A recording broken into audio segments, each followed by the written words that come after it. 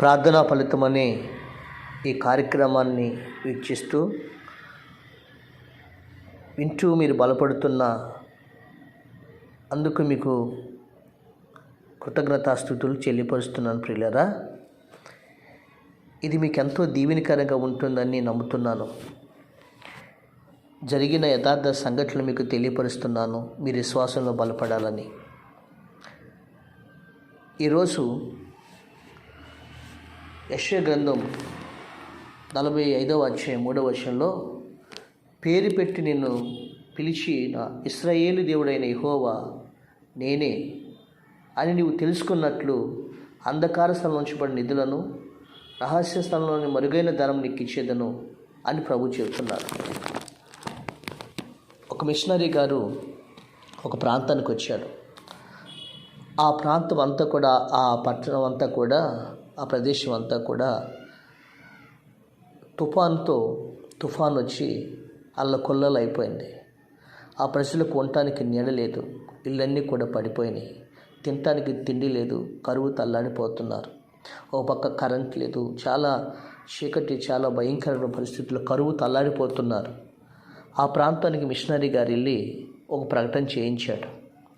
ఇక్కడ మీకు కొన్ని నిత్యావసర వస్తువులను, ధాన్యం, రైసుని, అలాగే కొంత డబ్బుల్ని మీకు ఇస్తున్నారని ప్రకటన చేశారు.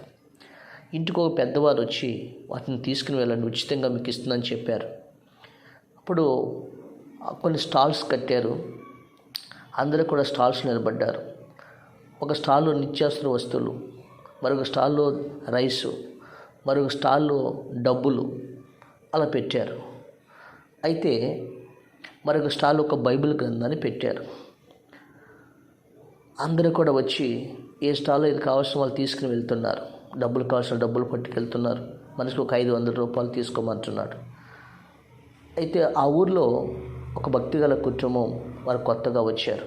అయ్యా, మన ఇంట్లో కూడా కరువుగా ఉంది కదా, మీరు వెళ్ళి మనకు కూడా ఏమన్నా ఇస్తారేమో తీసుకురండి, ఇస్తే తీసుకురండి, లేకపోతే లేదు అని అన్నారు. సరే అని ఆ ఇంటి యజమానుడు వచ్చాడు. స్టాళ్ళు అన్నీ కూడా కిక్కిసమంటూ ఉన్నాయి. ఎవరికి ఏది కావాల్సిన వాళ్ళు తీసుకెళ్తూ ఉన్నారు. ఈయన అన్నీ కూడా స్టాల్లోనే తీసి, ఒక స్టాల్ ఖాళీగా ఉంది, అక్కడ ఎవరు మనుషులు లేరు, ఆ స్టాల్ దగ్గర నిలబడ్డారు. వచ్చి అక్కడ బైబిల్ గ్రంథం ఒకటి ఉంది, ఆ బైబిల్ గ్రంథాన్ని పట్టుకున్నాడు. అప్పుడు దొరగారు, మిషనరీ గారు వచ్చి, బాబు నీకు రైస్ అవసరం లేదా? కావాలయ్యా. నీకు నిత్యావసర వస్తువులు అవసరం లేదా? కావాలయ్యా. నీకు డబ్బులు అవసరం లేదా? కావాలయ్యా. మరి పిచ్చోడ్లాగా ఇంత కరువుతో అల్లాడిపోతున్నారు కదా, నువ్వు ఈ బైబిల్ గ్రంథాన్ని తీసుకుంటున్నావేంటి అని అడిగారు. దానివల్ల నీకేం లాభం వస్తుంది అడిగారు. అయ్యా, నేను బైబిల్ గ్రంథం కోసం కొన్ని నెలలుగా ప్రార్థన చేస్తున్నాం. ఆర్థిక స్తోమత లేక, ఆ బైబిల్ గ్రంథాన్ని కొనుక్కునే స్తోమత లేక ప్రభువుని ప్రార్థన చేస్తున్నాం. అది ఈరోజు చూసే వరకు అక్కడ ఉందయ్యా.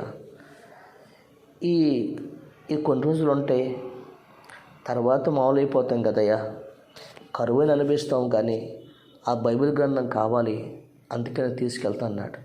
అప్పుడు ఆ దొరగారు అన్నాడు, నువ్వు ధన్యుడు బాబు, నీకు మేలు కలుగును అని చెప్పాడు. ఆయన బైబిల్ గ్రంథాన్ని తీసుకింటికి వెళ్ళిపోయాడు. తన భార్య అడిగింది, ఏమండి మనకు వస్తువులు ఇవ్వలేదా, డబ్బులు ఇవ్వలేదా, ఏమి ఇవ్వలేదు అడిగితే అన్నీ ఇస్తానన్నారు, మరి ఏమండి తేలేదు? అన్నీ ఇస్తానన్నారు, కానీ మనం కొద్ది నెలలుగా బైబిల్ గ్రంథం కోసం ప్రార్థన చేస్తున్నాం కదా, ఆ బైబిల్ గ్రంథం ఆ స్టాల్లో ఉంది, ఏదైనా ఒక స్టాల్లోనే తీసుకోవాలి, అందుకని బైబిల్ గ్రంథాన్ని తీసుకొచ్చాను అన్నాడు.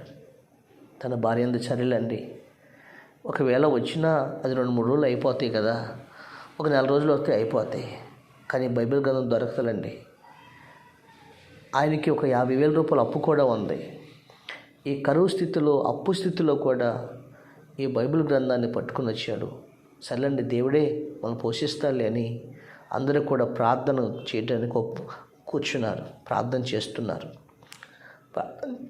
ఆ ప్రార్థన చేసి బైబిల్ గ్రంథం చదవటానికి తీశారు. మొదటి పేజీలో 100 రూపాయల కాగితం ఉంది.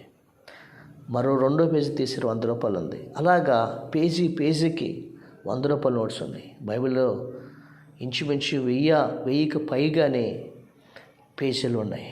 1000కి పైగానే ఉన్నాయి. పేజీకి 100 రూపాయలు ఉన్నాయి. ప్రియులారా, ఆశ్చర్యపోయారు. సుమారు 1,00,000 రూపాయలు పైగానే అక్కడ అతనికి ధనం దొరికింది. ఆ బైబిల్లో ఉన్నాయి. అప్పుడు ఆయన గుర్తొచ్చింది. ఆ మిషనరీ గారు ఏమన్నాడు తెలుసా? నీవు ధన్యుడువు, నీకు మేలు కలుగుతుంది అని చెప్పాడు. ఆయన 500 రూపాయలు తీసుకుంటే ఆ రోజుకి అయిపోయేది. దాన్ని రైస్ తీసుకుంటే ఒక 4 రోజులు వచ్చేది. కానీ ఆ 1,00,000 రూపాయలు ఇచ్చాడు. 50,000 రూపాయలు అప్పు తీసుకున్నాడు. 50,000 రూపాయలు వాళ్ళు సంతృప్తిగా మళ్ళీ సమృద్ధిగా ఉన్నట్టు వరకు వాళ్ళు తిన్నారు. పిల్లలు, ఎంత గొప్ప దేవుడే కదా. వాళ్ళు దేవుని కృతజ్ఞతాస్తుతులు చెల్లించారు. ప్రభా, నీవు ఇచ్చిన వాక్యము నాకు మేలు కలిగిందయ్యా. అయ్యా, ఈ బైబిల్ ఈ గ్రంథము ద్వారా నా అవసరాలు తీర్చావని వాళ్ళ కన్నీళ్ళతో దేవుని కృతజ్ఞతాస్తుతులు చెల్లించారు.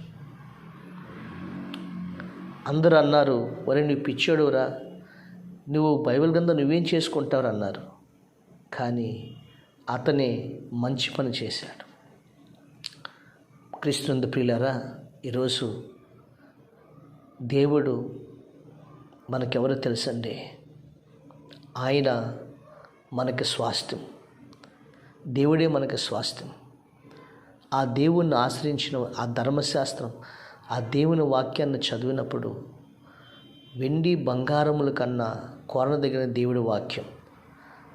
ఆ ధర్మశాస్త్రాన్ని ధ్యానించినప్పుడు దివారాత్రులు ధ్యానించడం నువ్వు ధన్యుడివి. నువ్వు పచ్చగా ఉంటావు. నువ్వు చేయనిదంతా కూడా సఫలపరుస్తావు అని ప్రభు చెప్పాడు కదా. ఈరోజు దేవుడే మనకు స్వాస్థ్యం. అందుకని అంధకార స్థలంలో ఉంచబడిన, రహస్య స్థలంలో ఉంచబడిన ధననిధులను దేవుడు అతనికి ఇచ్చాడు. ఈరోజు నువ్వు ఏటి ఎమట వెళ్తున్నా, అన్నిటికంటే ప్రియమనేది దేవుని వాక్యం. ఆ ధర్మశాస్త్రాన్ని, దేవుడి వాక్యాన్ని నువ్వు చదువు. ఆ దేవుడిలో దాచి ఉంచిన సర్వ సంపదలన్నీ కూడా గుప్తములై ఉన్నాయి కదా, నీకు అన్నీ ఇస్తాడు. ఆ దేవుని కాకుండా వేటి ఎంబటే పరుగులు తీయకు. ఆ దేవుణ్ణి కట్టుకుంటే, మొదట నా నీతిని, నా రాజ్యాన్ని మీరు వెతకండి, మీకేం కావాలో అన్నీ ఇస్తానని చెప్పాడు. కాబట్టి ఆ దేవుని అడుగుదాం. ఆ దేవుడు నీకు కావాల్సిన అన్నీ కూడా, నీకు దాచి ఉంచిన అన్నీ కూడా దేవుడు నీకు దయచేయండి గాక. ఆమేన్.